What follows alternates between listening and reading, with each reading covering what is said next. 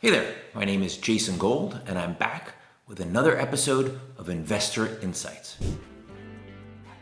In today's episode, we're talking about the importance of analyst days and why they're so important. So let's get started. I was talking to the CEO of one of my clients the other day, and we were talking about the idea of having an analyst day. And he went on and lamented about what a drain it was going to be on corporate resources and how much time it was going to take, and he just didn't see the payoff. It was especially the case because the macro was bad and his stock was down, and he just didn't feel like doing it. I looked him square in the face and I said, "You couldn't be more wrong." Investor days are great. Even in today's world where things are just digital and not everybody needs to show up in person, it makes doing these things so much easier, so much less expensive. Now, the reality is it still takes a lot of time and a lot of effort and a lot of bandwidth on the part of management. But the payoff can be huge, and importantly, it's very long lasting. Let's talk about why. Let's compare this to the other ways that management tends to talk to investors during the quarter. There are generally three ways. The first is on earnings calls. Management has a series of prepared remarks, then the sell side does their song and dance, and it's a very scripted play for an hour. It's what management really needs to talk about, what they're obligated to talk about. They have to address the numbers, and then the sell side does a little bit of grandstanding. It's a so-so way of talking to investors. The second way that management tends to talk to investors during the quarter is at sell-side conferences. Now, sometimes these are really well done, the fireside chats, and when my clients do these, we prepare the questions in advance. We give the questions to the sell side. It's a very orchestrated Q&A so that we get out the message that we really want to get out. But in reality, 99% of the time when people aren't my clients, there's just random Q&A and companies are often surprised. So these things can kind of go haywire. The third way is on bus tours and when investors come one-on-one to visit with management. Those are really good uses of time, but way few and far between, particularly in today's world, and the amount of management/investor interaction time is very limited. So an investor day, in contrast, is a 2 to 3 hour event. Multiple executives are there. This is an opportunity to really tell the story at the deepest level and often address investor concerns head on.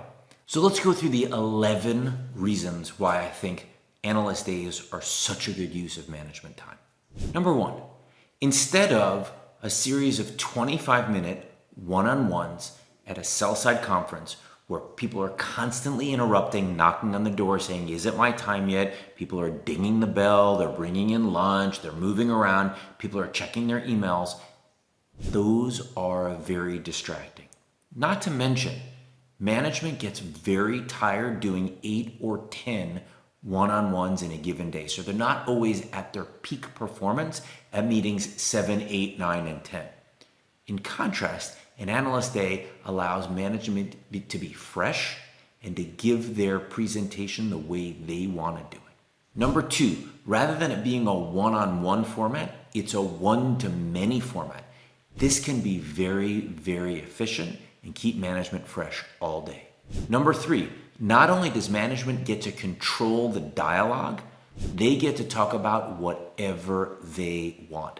This is their opportunity to truly script 3 hours of dialogue about their company, about the pros and the cons and where they're going. This is their opportunity to showcase things, and it allows them to be proactively on their toes.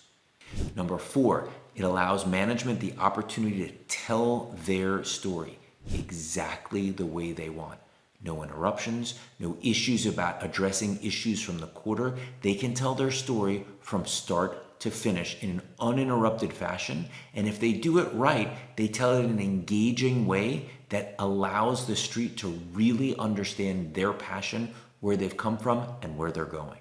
Number five, this is an opportunity for management to tell the financial story in great detail. They should take time to go over the results of last quarter, the guidance for this quarter, and then this is also a great opportunity to provide a midterm or long-term set of financial targets. The street loves this. Number six, this is an opportunity to showcase how the product works.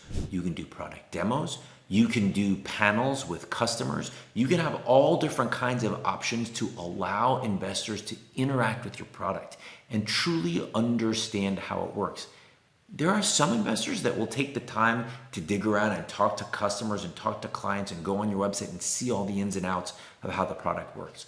But for the masses, for the people publishing reports, this is an opportunity for them to see it in person, to watch how it works, or to talk to customers that have been using it and to understand why they choose you, what it does for them, what they bought it for. There is nothing more valuable in hammering home your story than seeing something in real life. Number 7, it's an opportunity for you to outline your go-forward plan. Given the resources you have and the results that you have achieved to date and the product that you have, this is an opportunity for you to tell people exactly how you're going to go accomplish your financial goal. Number 8, this is an opportunity for you to clear up any misperceptions that the street may have about your story. Generally, I think this is best reserved for the CFO, but if there's product or strategic misperceptions that people have, the CEO can address them. But this is an opportunity where if there are short reports or general misunderstandings about the company, you can address them head on. Lay it out for people. This is what I think people don't understand. This is what they're saying. This is what the real truth is. Here's some evidence. And that gives you a very easy rebuttal to if people are saying wrong things about you, how to address them right up front. Number 9, customer panels are one of my favorite things. The reality is we as really good investors are generally going to call a company's customers. Ask them, why did they buy the product? What did they pay for it? Who did they evaluate it against? How is it working? If you have a customer panel at your analyst day, it saves investors the work from doing it on their own. Now, you should be prepared that investors will go up to those people and ask them lots of questions, maybe inappropriately. So you have to prepare them for that, and you need to know about it. But this is a great opportunity for investors to interact with your customers and for your customers to say great things about you that back up the story that you've otherwise been telling the street.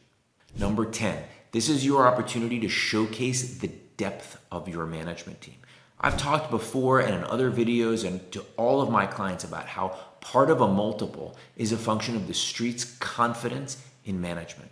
And that comes from spending time with management. If the street has confidence in management, they will ascribe a higher multiple. And if you can parade around great managers, great product leaders, great salespeople, and showcase to investors that it's not just a great CEO or not just a great CFO, but that you have great leaders throughout your team, they will assign you a higher multiple because they know they've got a dream team running the product for them.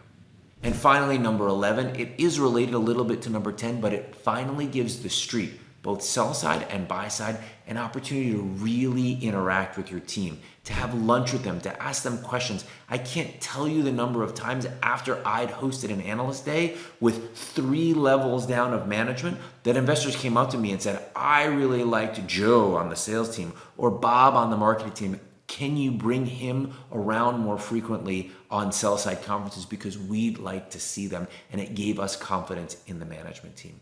This is really important.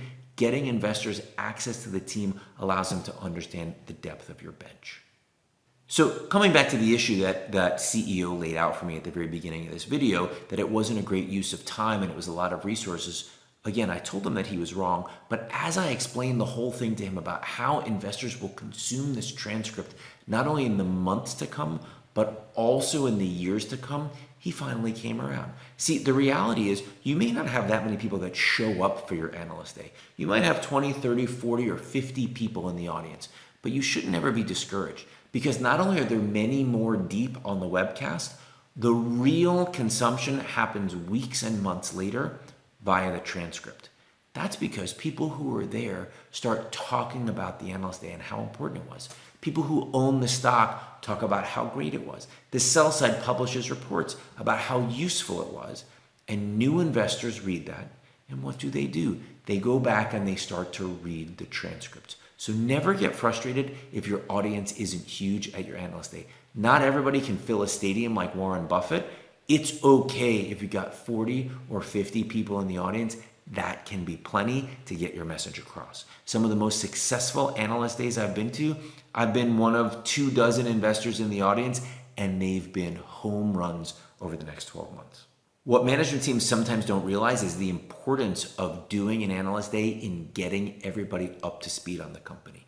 In several other videos, I've talked about the importance of bringing new investors consistently into your story. There is no better way to get someone fully up to speed on what's on your mind as a company as doing an analyst day. They are terribly important and one of the most important and first things that investors do when they want to learn as much as they can about a company.